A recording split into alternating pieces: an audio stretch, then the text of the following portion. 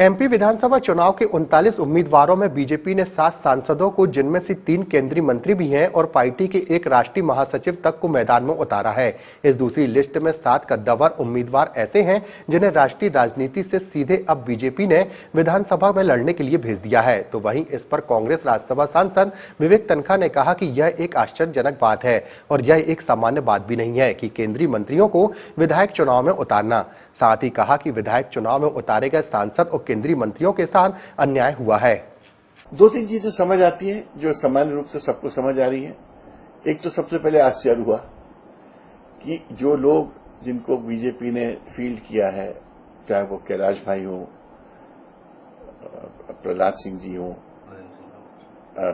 फग्गन जी हैं, तोमर साहब हैं, ये सभी और भी लोग हैं, इन सबको जो इन्होंने फील्ड किया है, तो ये सब कैबिनेट मिनिस्टर्स थे सेंटर के। सालों पहले कभी अगर एमएलए का चुनाव लड़ा होगा तो लड़ा होगा, उसके बाद ये लोकसभा लड़ा करते थे।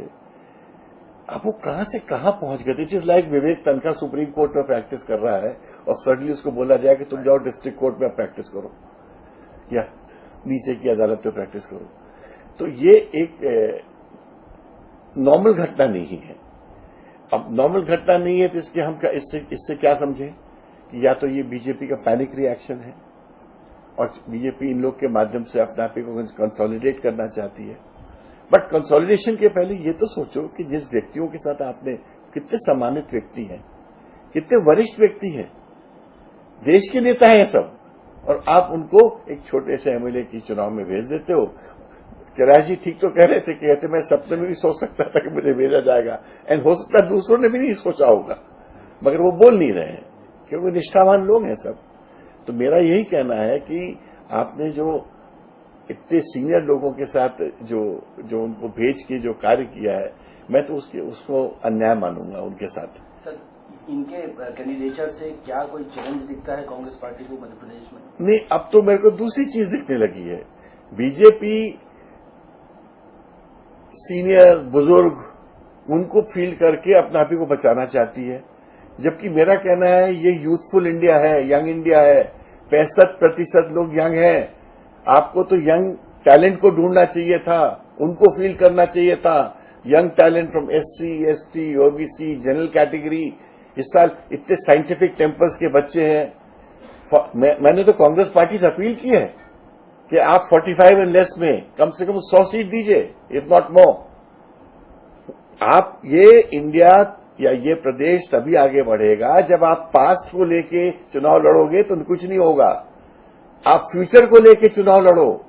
फ्यूचर भविष्य युवाओं का है। अब ये बेचारे बुजुर्ग लोग आ जाएंगे, अब इनमें से किसको आप चीफ मिनिस्टर बनाओगे? 4 में से एक को।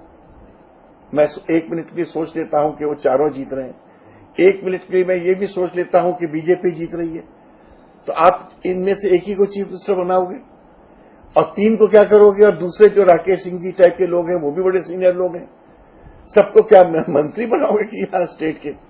क्या मतलब ये इतना विचित्र चीज है जो हो रही है। इससे तो उनकी पार्टी में आई एम श्योर आगे पीछे डिबेट होगा कि क्या इतने बड़े सीनियर वरिष्ठतम लोगों के साथ इस प्रकार का व्यवहार होना चाहिए था कि नहीं होना चाहिए था। मैं तो शॉक्ड हूं, पर इसके आगे मैं क्या कह सकता हूं। आप कांग्रेस के लिए क्या मैंडेट एक्सपेक्ट कर रहे हैं? मैं तो कांग्रेस से कह रहा हूं, इन चीजों से बिल्कुल विचलित मत हो। बुजुर्गों की चुनाव, ये बुजुर्गों का चुनाव है ही नहीं, ये युवाओं का चुनाव है।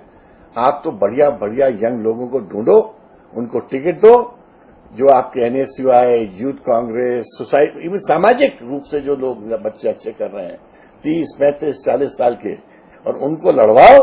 वो इन सबको धराशायी कर देंगे, क्योंकि 65% of India is young India. वो इंडिया के एस्पिरेशंस को रिप्रेजेंट करते हैं। हम एक नया मध्य प्रदेश की कल्पना कर रहे हैं, एक बूढ़े मध्य प्रदेश की कल्पना नहीं कर रहे हैं। हम तो नया मध्य प्रदेश, युवाओं का मध्य प्रदेश